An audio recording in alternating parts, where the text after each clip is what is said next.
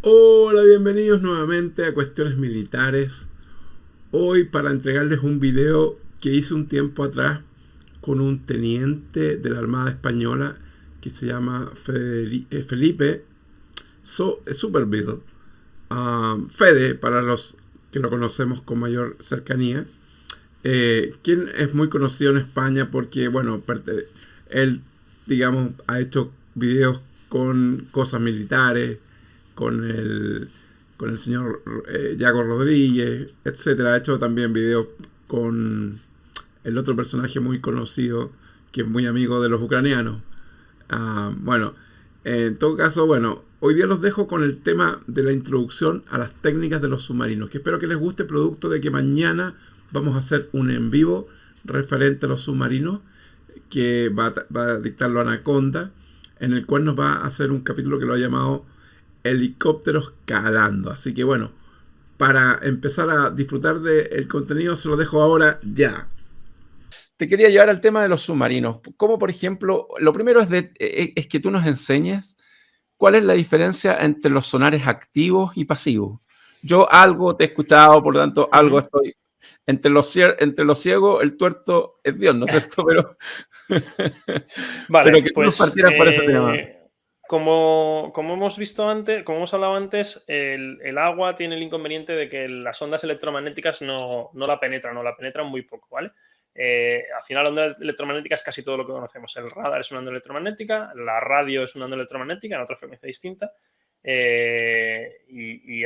los rayos X, en fin, cosas útiles para los marinos, el radar y la radio, ¿vale? No penetra el agua, entonces debajo del agua el submarino inicialmente se le buscaba visualmente, incluso con el radar, porque pasaban mucho tiempo en superficie y se metían para abajo solo para cazar, ¿vale? Estamos hablando de la Segunda Guerra Mundial. ¿Qué pasa? Luego vino el snorkel. Entonces con el snorkel ellos lo que hacían era se metían debajo del agua y solo sacaban un pequeño periscopio, un mástil con el periscopio para estar. Y incluso llegó el submarino nuclear, que se ya ni subía a respirar, no le hacía falta, ¿vale?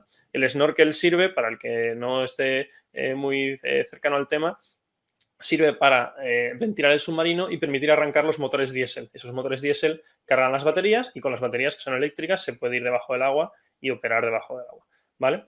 Entonces, con los mástiles cada vez más pequeños y los barcos cada vez pasando más tiempo debajo del agua, con baterías mejores y con diésel más capaces que cargan menos tiempo y tal, al final era muy difícil encontrarlos en superficie. Entonces, lo que hubo que hacer es buscarlos debajo del agua. ¿Cómo se busca debajo del agua? Con el sonar. El sonar es, al final, un radar acústico, ¿vale? En vez de utilizar energía electromagnética, lo que utiliza es energía acústica.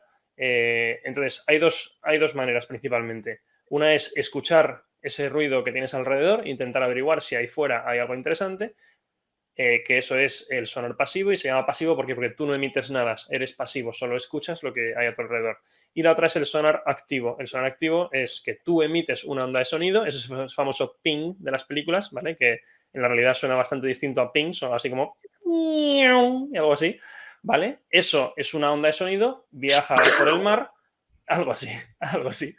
Viaja por el mar, rebota en lo que se encuentre, no tiene por qué ser un barco, puede ser el fondo, Una rebota en lo que se ballena. encuentre y vuelve hacia nosotros, exactamente. Midiendo el tiempo que ha transcurrido entre que va y vuelve, somos capaces de medir la distancia. Y por cómo está diseñado el sonar, midiendo la dirección por la que viene, sabemos en qué dirección está ese objeto en el que ha rebotado la onda sonora. Esa es la diferencia principal entre el sonar activo y el sonar pasivo. A efectos tácticos, ¿cuál es la gran diferencia? Que si tú vas en pasivo, nadie te oye, porque no emites nada. Solo oyen el ruido de tu maquinaria. Si vas en activo, todo el mundo está escuchando ping, ping, ping, y entonces es muy fácil encontrarte. ¿Cuál es la conclusión de esto? El submarino siempre va en pasivo y el barco generalmente va en activo. ¿Por qué? Porque el barco siempre está en desventaja acústica frente al submarino. El submarino siempre va a escuchar antes el barco porque están diseñados de una forma muy particular, hacen muy poquito ruido y su principal ventaja es estar oculto. Entonces, siempre va en silencio. El barco al final tiene que correr, tiene que escoltar el portaaviones, tiene que ir para allá, tiene que lanzar el helicóptero, tiene que...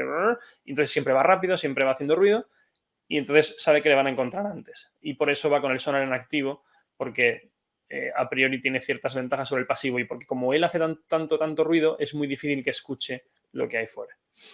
Esa es la diferencia principal.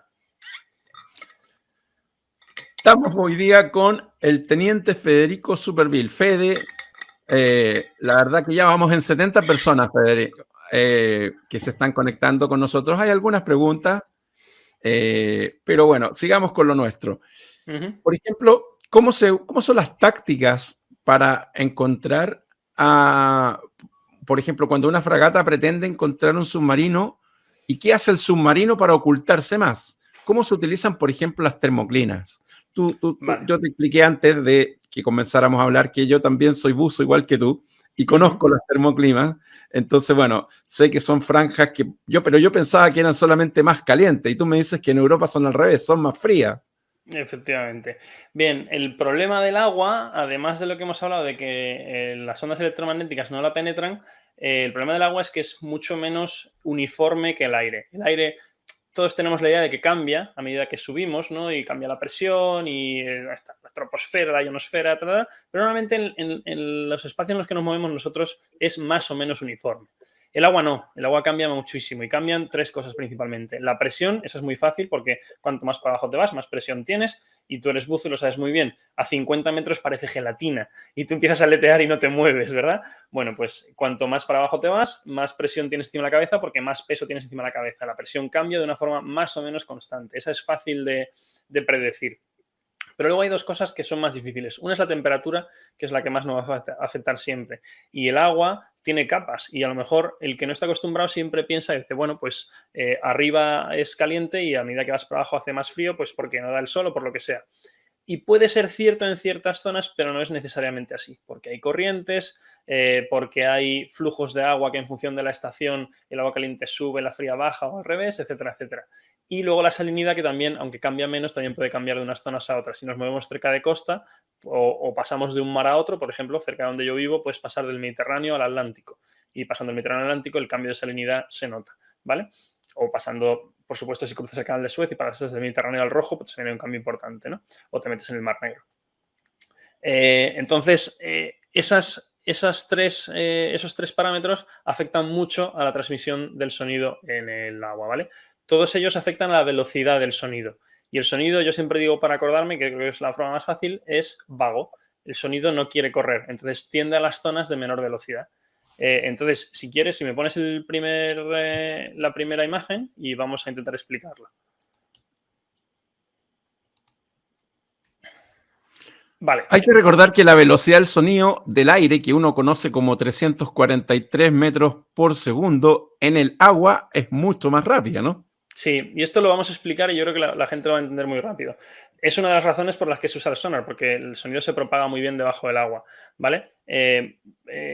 ¿Cómo es fácil darse cuenta de que el sonido se propaga muy rápido debajo del agua? Cuando tú estás aquí, donde estamos nosotros, en cualquier sitio encima del agua, con los pies en el suelo, tú escuchas un sonido y tu cabeza es capaz de determinar de qué dirección viene, ¿vale? Esto lo hace de dos maneras. Una, el oído que escucha más alto normalmente es el que está más cerca, ¿vale? Si esto viene por allí, es porque este oído lo va a escuchar más alto que este. Y luego con la diferencia de tiempos en la que llega el sonido a un oído y a otro, más o menos determina la dirección. ¿Vale? Por supuesto es algo totalmente intuitivo que aprendimos como animales y que seguimos haciendo. Pero ese proceso que nosotros no reconocemos, lo hace nuestra cabeza. ¿Vale? Debajo del agua, si alguien ha estado alguna vez en la playa y ha pasado una embarcación cerca o buceando, es muy difícil ver de dónde viene el sonido. ¿Por qué? Porque llega a ambos oídos prácticamente a la vez, o mucho más rápido, con mucha menos diferencia de tiempo que cuando estamos en superficie. Entonces, nuestra cabeza no es capaz de determinar la dirección en la que viene, ¿vale? Es una forma fácil de ver que el sonido se propaga más rápido bajo el agua. Vale, entonces, supongamos, ¿vale? En esta gráfica vamos a intentar explicarla despacito. En el lado, en el vertical tenemos la profundidad, ¿vale? La superficie es la línea negra que está arriba y a medida que bajamos estamos más profundo, ¿vale? En verde está la velocidad del sonido y esto es un ejemplo, podría ser otro caso, ¿vale? Pero es un ejemplo para ilustrar lo que queremos ver. En este caso, la velocidad del sonido es más alta a medida que bajamos y llega a un punto, por esa diferencia de presión o de temperatura, que empieza a ser más baja otra vez, ¿vale? O sea que tenemos una subida y luego una pequeña bajada. Y nosotros lo que hacemos es poner un sonar un transmisor sonar en el punto rojo, donde se unen las líneas rojas a la izquierda arriba, ¿vale? Y hacemos un ping. Hacemos un ping y el sonar realmente no son rayos, el sonar se expande, digamos, en una esfera, ¿no? O sea, la onda acústica se expande en los 360 grados, pero lo vamos a dibujar como rayos porque es más fácil de entenderlo. Entonces, ¿qué ocurre con estos rayos? Bueno, pues esos rayos se van buscando, o sea, nosotros los transmitimos, digamos, por supuesto hay rayos que salen hacia arriba, que esos los eliminamos, por decirlo así, y los rayos que salen más o menos hacia abajo, que son los que hemos pintado, empiezan a querer curvarse hacia arriba. ¿Por qué? Porque hemos dicho que arriba hay menos velocidad del sonido. Entonces, ellos salen hacia abajo, en esa curva que vemos, y a medida que pasa el tiempo, vemos que vuelven a curvarse hacia arriba, e incluso vuelven a la superficie. Vuelven a la superficie, rebotan y vuelven a empezar otra vez. Van hacia abajo con ese mismo ángulo de inflexión con el que llegan a la superficie, ¿vale?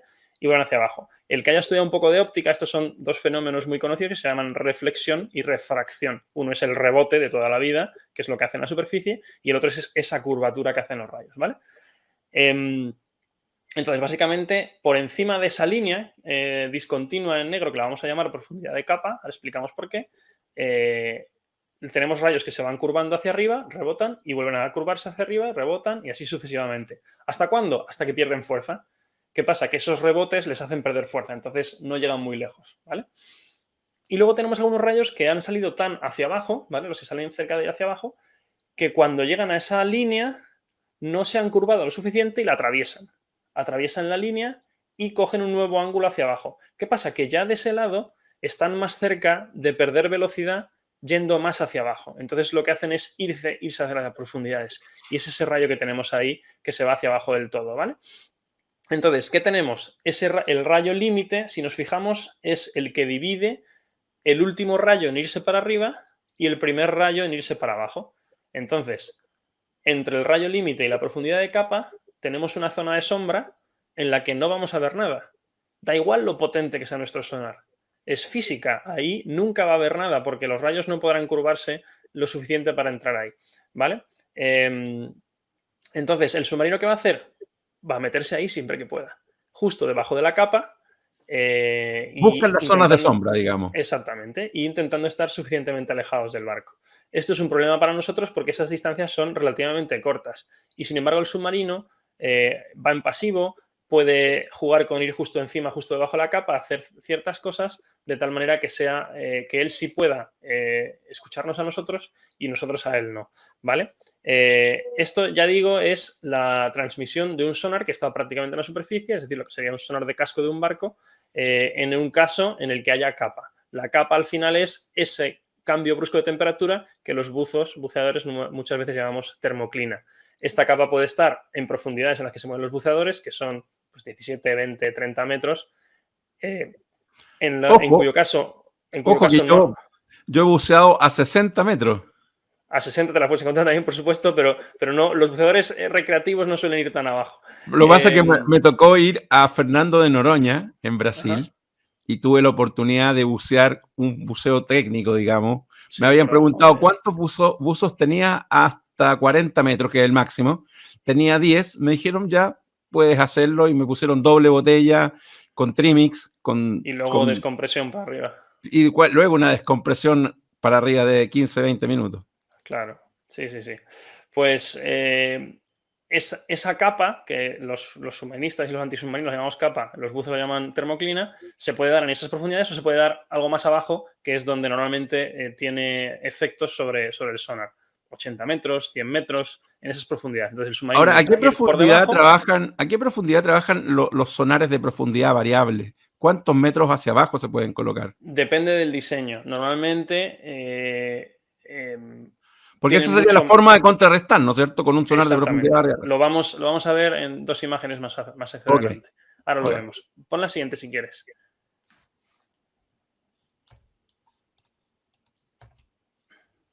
Vale. Bien. Ahora, si nos fijamos arriba, tenemos lo mismo que hemos visto antes, ¿vale? La profundidad de capa y los rayos que por encima de la capa se van curvando hacia arriba, rebotan en la superficie y siguen transmitiéndose hacia la derecha, en este caso, por encima de la capa. ¿Qué pasa con esos rayos que fueron para abajo? Bueno, pues que si hay fondo, o el fondo está relativamente cerca, llegará un punto en que chocarán contra el fondo. Es posible que esos rayos reboten contra el fondo, vuelvan a subir hacia arriba choquen contra la superficie, vuelvan a subir hacia abajo y así sucesivamente.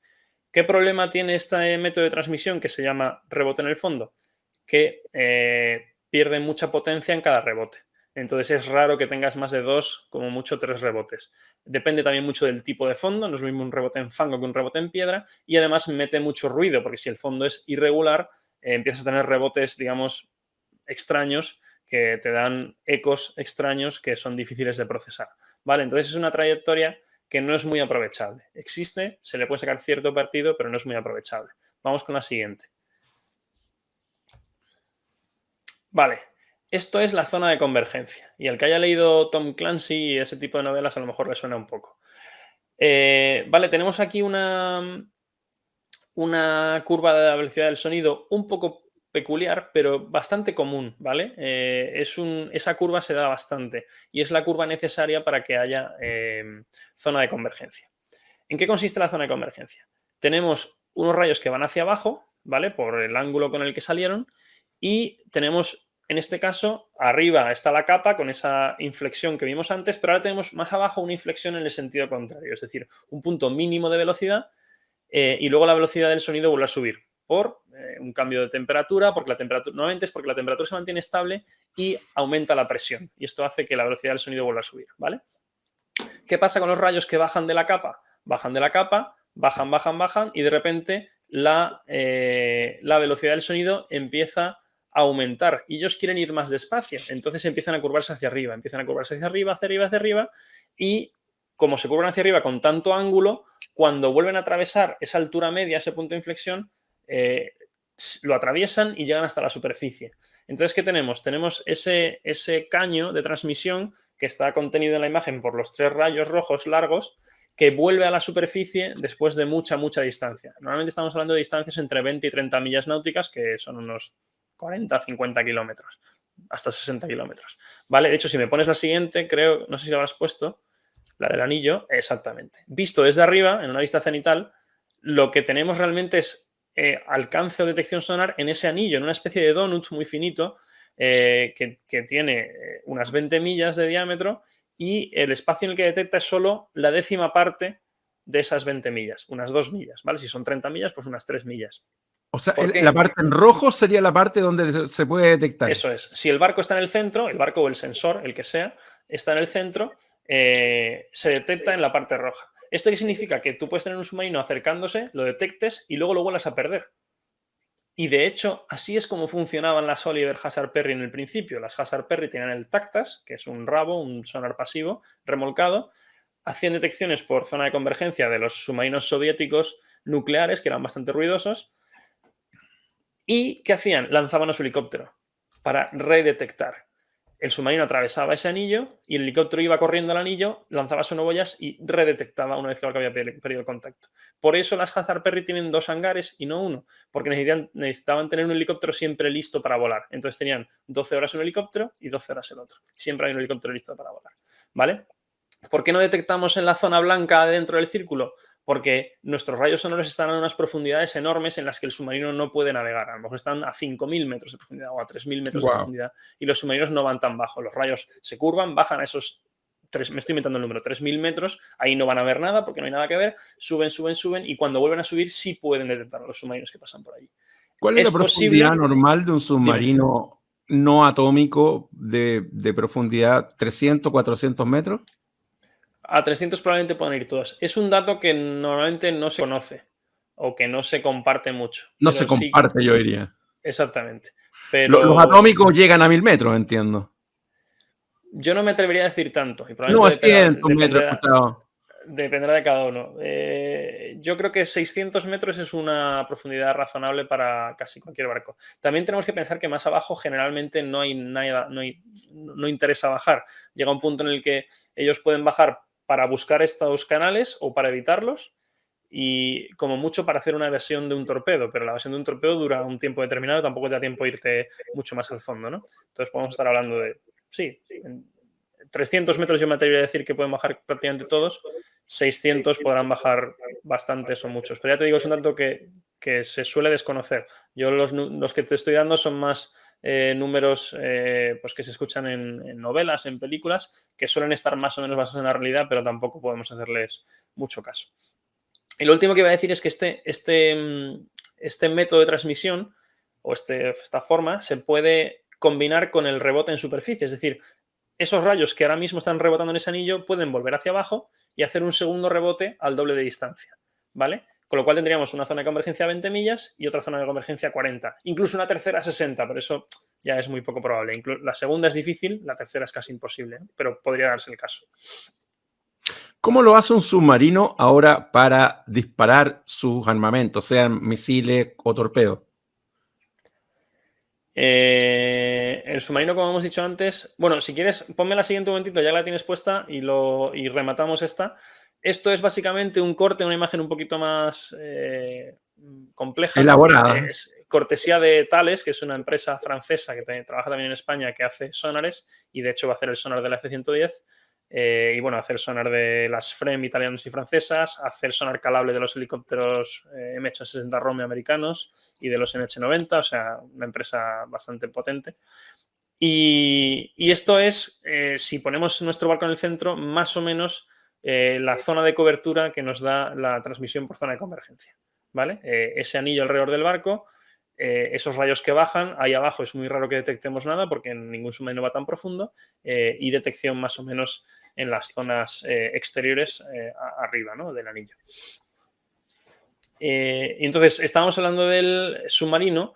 El submarino, como hemos dicho antes, trabaja en pasivo y suele tener una gran ventaja acústica. Es decir, es mucho más silencioso que el barco y sus sensores no tiene por qué, pero generalmente son mucho más sensibles. O al ser tan silencioso tiene la ventaja de que escucha mejor, ¿no?